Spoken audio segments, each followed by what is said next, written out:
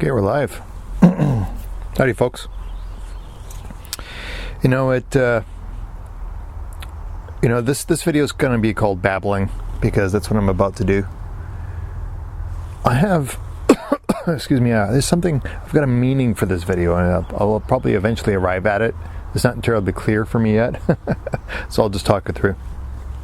So this morning, I passed a lady on the way to work. Today was an office day. I'm not wearing something that's covered in stains or dirt. So on the way to work this morning, I passed a lady, and she's always jogging. Always. Every morning. Religiously. And I admire that about her. But something about the way she jogs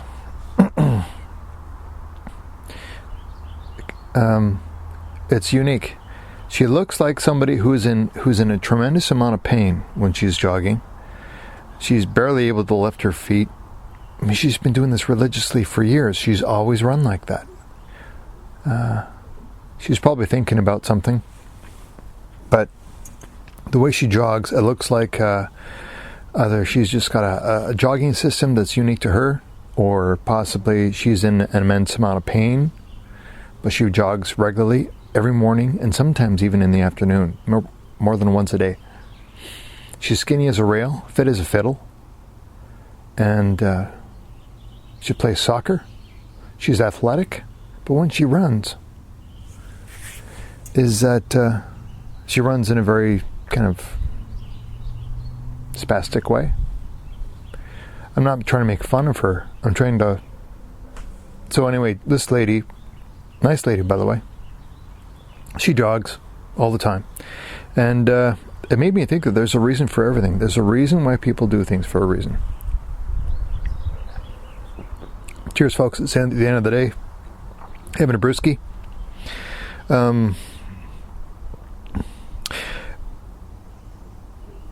In my line of work, which is also very physical, very mental in nature, I don't just have one line of work. I have a spectrum of lines of work.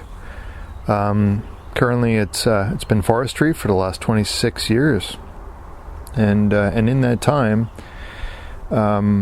most people have bad knees, bad ankles, bad backs, bad hips. They wear their bodies out. Same thing with people in the military. They wear their bodies out. I mean, the heart has only so many beats. The knees have only so many flexes that they can take. Genetics being obviously a factor. But you can only do repetitive actions for so long before you get carpal tunnel syndrome or some form of physiological stress to your body. And whether it's just so many different things that I've done. I mean, I'm the old guy in the crew now. You know, I'm the old hand. I'm the guy who's supposed to be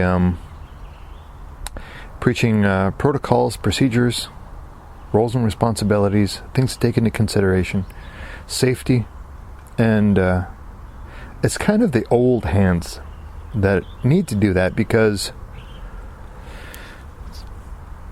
if I don't communicate that to somebody, they could get hurt.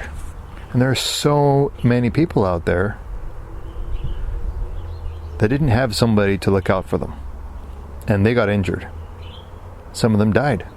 Some of them have lifelong injuries that they're always going to have to manage and have to take care of. So this lady jogging this morning just kind of reminds me of what it is that we need to really be paying attention to when it comes to the stresses we put ourselves through.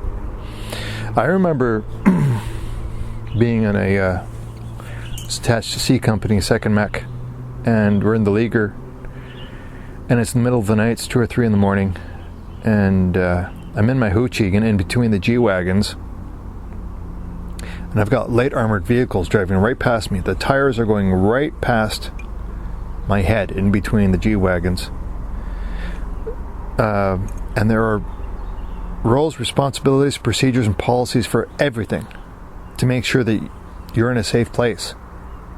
And I keep reminding myself, going back in the day, that as you're trying to get some, the 2 or 3 hours of sleep that you need that night in order to be successful the next day, thinking to yourself, I sure hope their NVGs are working and that they can see that there's nobody in front of them.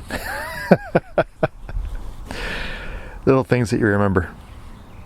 All the way down to what I'm going to be doing tomorrow, which is hover exiting out of a helicopter, a twin turbine A-Star, into high elevation areas that you can't get to by truck. There's nowhere to land, so you hover exit, and all you need to do is screw up once.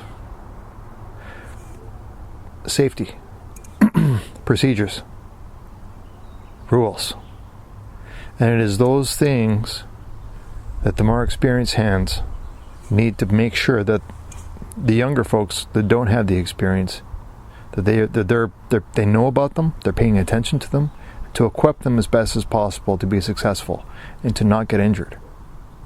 There are procedures for almost everything, and they're there for a reason, and we should be paying attention to them.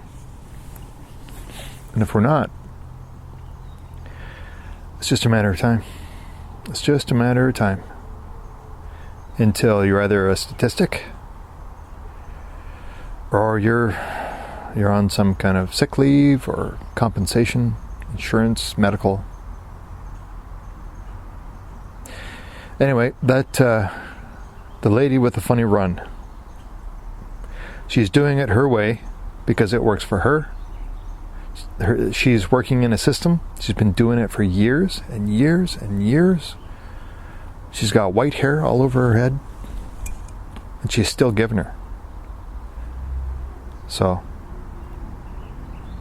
I gotta tip my hat to her. Ma'am, if you're out there and if you ever see this, you probably won't, but we're on the same frequency, I think. Hope we're all doing well. Riflechair signing off, and as always, Maple Leaf up.